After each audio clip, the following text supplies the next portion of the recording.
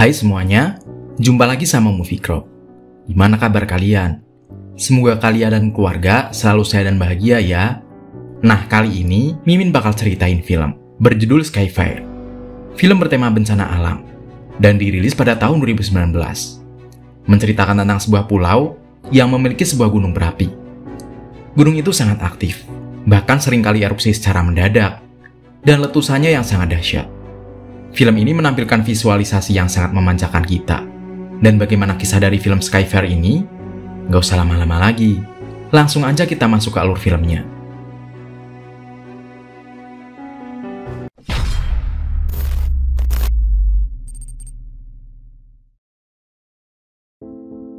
Film diawali dengan scene di mana ada seorang anak bernama Xiaomeng. Dia sedang bersama ibunya. Kedua orang tua Xiaomeng adalah seorang ahli geologi. Mereka sedang bertugas memantau aktivitas gunung vulkanik di sebuah pulau padat penduduk. Dan gunung itu bernama Gunung Tianhuo. Saat berada di kebun, Xiaomeng melihat ada sebuah batu vulkanik kecil yang jatuh di pohon pisang tepat di depan matanya. Dia memberitahu ibunya akan kejadian itu. Namun ibunya tak mempedulikannya. Di saat itu juga, ibunya melihat banyak burung yang terbang tak beraturan. Dia pun merasa janggal akan fenomena yang dia lihat. Dan ibunya langsung mengajak pergi Xiaomeng menjauh dari tempat itu. Di tempat lain, ayah Xiaomeng bersama timnya merasakan gempa kecil. Dia kemudian melihat ke arah gunung. Dan di sana, terlihat puncak gunung berapi itu sedang meletus. Dia langsung memerintahkan timnya untuk pergi menjauh dari situ. Tidak lupa dia juga mengabarkan kejadian ini pada ibu Xiaomeng. Dan memerintahkannya untuk segera pergi. Batu vulkanik panas berukuran besar mulai berterbangan di sekitar mereka. Mereka merasa sangat aneh, karena gunung itu meletus secara mendadak, dan tidak ada tanda-tanda kecil sekalipun sebelumnya. Xiaomeng dan ibunya berlari menghindari batu vulkanik yang berjatuhan. Saat itu ada sebuah truk perkebunan kelapa sawit. Ibu Xiaomeng langsung meminta tumpangan. Xiaomeng berhasil dinaikkan ke atas truk. Namun sayang, saat ibunya akan naik, tiba-tiba batu vulkanik berukuran besar menghantam di dekatnya, hingga membuat sang ibu langsung terpental. Tidak butuh waktu lama, awan panas langsung merambat ke kaki gunung. Di sisi lain, mobil ayah Xiaomeng terbalik terkena hantaman batu vulkanik saat dia berusaha menyelamatkan sang istri. Dan saat dia ditemukan oleh sang istri, tiba-tiba awan panas langsung menyambar mereka dengan sangat cepat.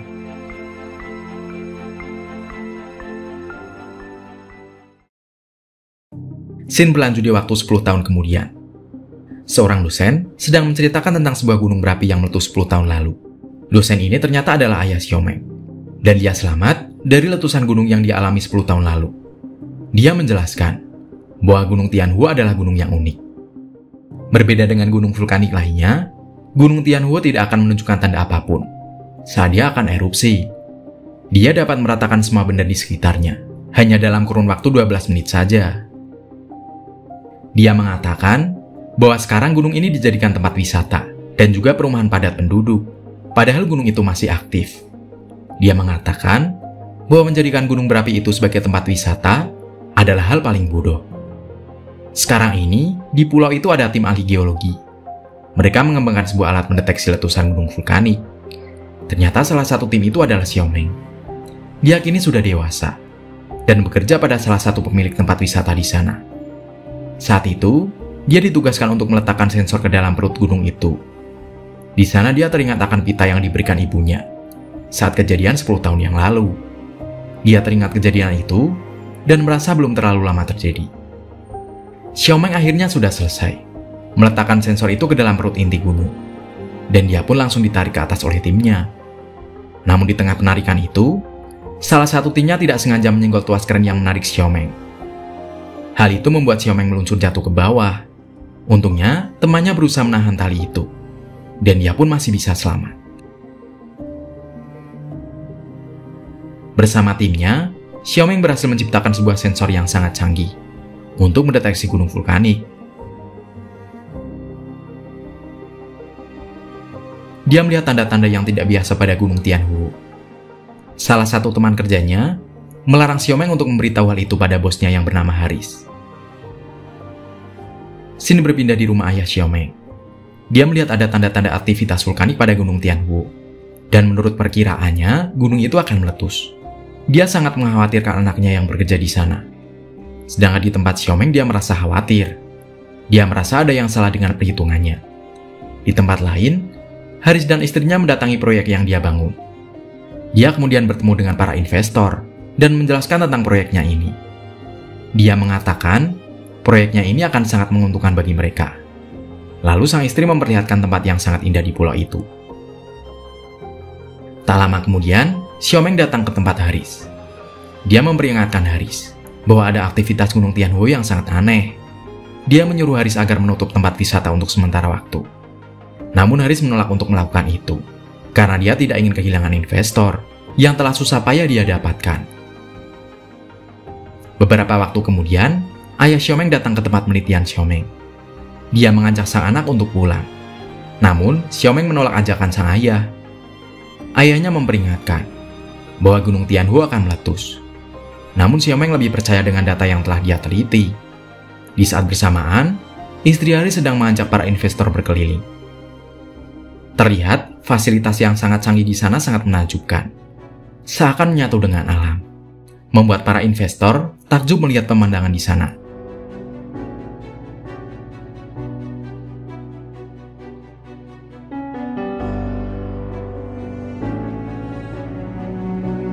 Di sana terdapat satu wahana paling ekstrim, di mana wahana tersebut terletak tepat di atas kawah Gunung Tianhu.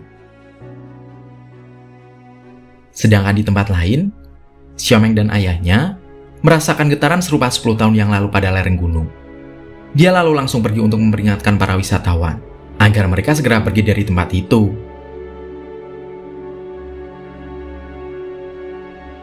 Sementara itu di bawah gunung, ada teman Xiaomeng yang sedang menghadapi bahaya.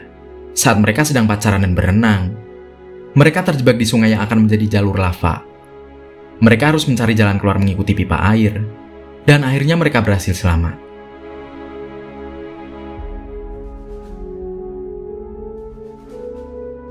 Di atas gunung Profesor Jiang terlempar karena hempasan air panas dari bawah gunung. Helikopter yang mereka gunakan juga terkena hempasan air, membuatnya terjatuh dan hampir mengenai Xiaomeng. Untungnya Xiaomeng dapat menghindar bersama dengan temannya. Dia lantas pergi ke tempat wisata kawah gunung untuk menyelamatkan para wisatawan. Batuan vulkanik mulai menghujani mereka.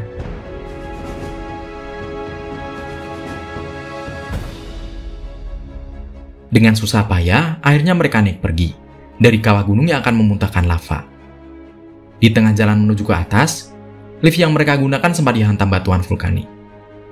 Ada beberapa orang yang tidak selamat dan jatuh ke kawah lava, dan beberapa orang berhasil selamat. Ayah Xiaomeng mengabarkan orang yang ada di bawah untuk segera pergi. Sementara itu, Xiaomeng, ayahnya, dan para wisatawan pergi dari sana menggunakan kereta gantung.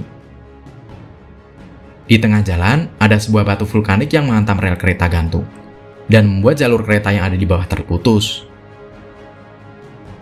Xiaomeng kemudian berinisiatif untuk memindahkan orang-orang ke kereta gantung satunya. Dia harus memilih timing yang tepat untuk memindahkan orang-orang.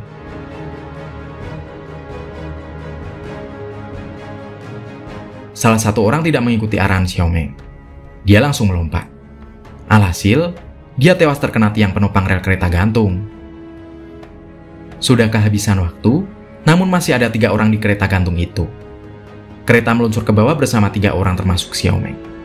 Untungnya, kereta itu dapat berhenti dengan selamat.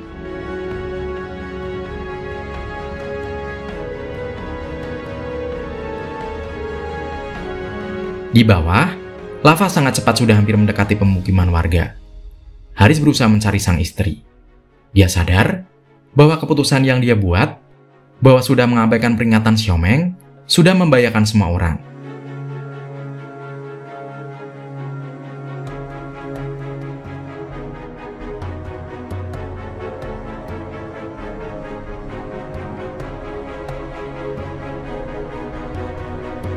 Wisatawan yang ada di bawah dan anak Haris berhasil dievakuasi. Namun, karena istri Haris masih ada di atas, Haris memutuskan untuk tetap tinggal.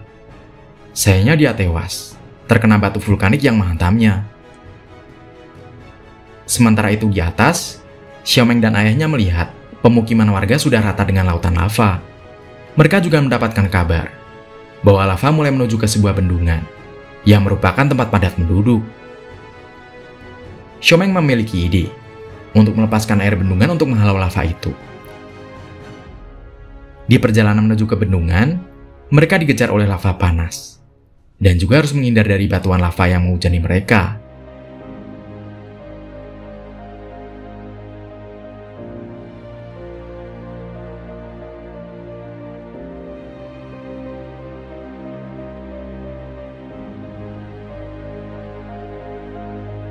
Hingga akhirnya mereka berhasil membuka bendungan itu dan membuat air mengalir deras, menghalau lava yang dari samping mengalir menuju ke pemukiman.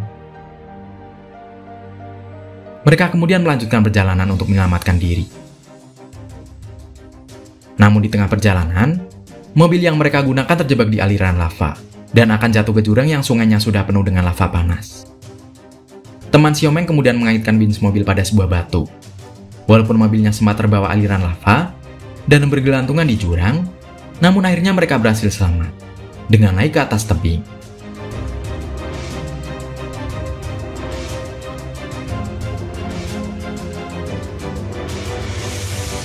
Singkat cerita, mereka berhasil sampai di pangkalan penelitian.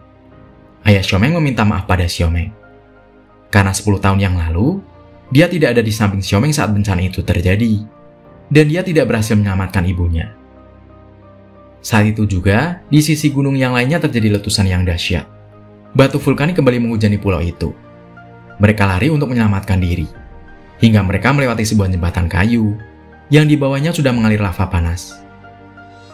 Ayah Xiaomeng tertinggal di belakang, dan saat itu juga, sebuah batu vulkanik menghancurkan jembatan kayu itu, membuat Xiaomeng harus terpisah dari sang ayah. Xiaomeng pun mengabarkan pada sang ayah bahwa dia akan segera mencari bantuan untuk sang ayah. Pemukiman penduduk sudah hancur terbakar oleh lava panas. Di pemukiman itu, ayah Xiaomeng memiliki ide untuk menggunakan motor untuk pergi dari sana. Di tempat lain, Xiaomeng dan teman-temannya berhasil diselamatkan oleh helikopter.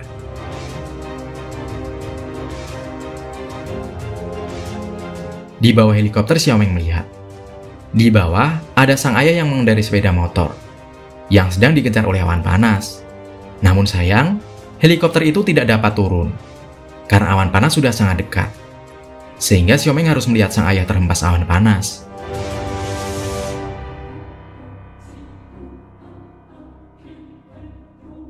Namun keajaiban terjadi. Saat Xiaomeng melihat berita, dia melihat sang ayah yang masih selamat. Ternyata saat awan panas menerjang, sang ayah masih sempat masuk ke dalam lorong bawah tanah, dan dia dapat terhindar dari hembasan awan panas. Ayah Xiaomeng kemudian dibawa ke kapal penyelamat, dan dapat kembali bertemu lagi dengan putrinya. Kemudian, film pun berakhir.